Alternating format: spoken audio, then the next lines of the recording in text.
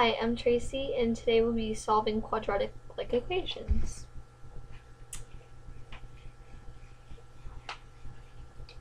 Okay, example number 1.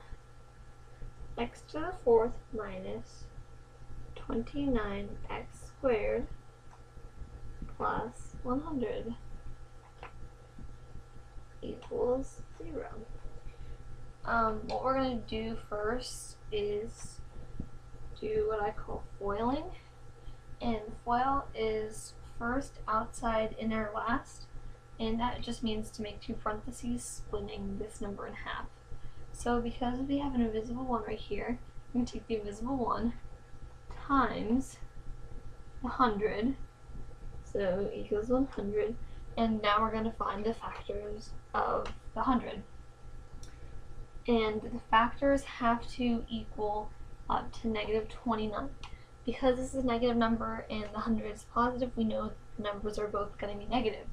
So some factors are 25 and negative 4, negative 20 and negative 5, and negative 10 and negative 10. Well, we know our answer will be negative 25 and negative 4 because negative 25 minus 4 is negative 29. So we're going to split our first term and make it x squared minus 25 and parentheses another x squared because we split it minus 4. Now that we have this, we need to equal our parentheses to 0. So it'll be x squared minus 25 equals 0. And x squared minus 4 equals 0. Now what we're going to do is we're going to solve. So let me make some room up here.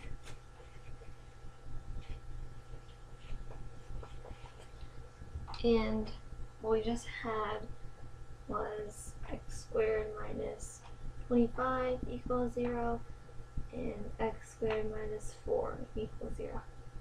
And now the solving part, what we're going to do is add 25 to both sides on this equation, giving us x squared equals 25, and then we're going to add 4,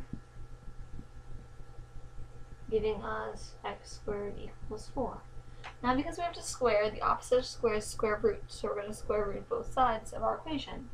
So we're going to square and square, leaving x to be 5, and square, leaving x to be 2. Now you're like, well, Tracy, there's 2 answers on the board. Yes, I know, they can be both. And because we use a square root, we're going to be using plus and minus. So our answer will be x equals plus and minus 2, comma, plus and minus 5. You can also see it be written out like this.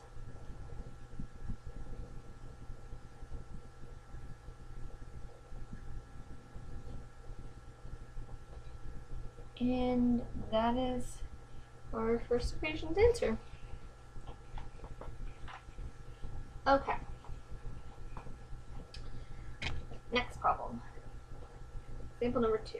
X to the 4th minus 4x squared minus 21 equals 0.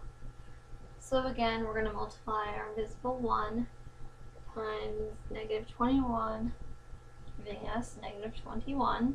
The factors are 21 are 7 and 3 because 7 and 3 equal negative 4. So we have to have a negative 7 to make negative 4 happen.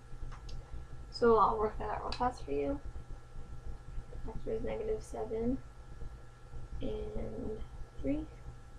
Negative 7 equals negative 4. Okay. So now that we have that, we're going to break it up into our FOIL. So we have x squared minus 7 and x squared, remember because we broke up this, plus 3. Now we had to equal both sides to 0. So we have x squared minus 7 equals 0, and x squared plus 3 equals 0. add 7 to the sides. X squared equals 7. And we have minus 3 plus 3x squared equals -3. Okay, now that we have this, our square roots are going to be a little more tricky because of the oddity in the number.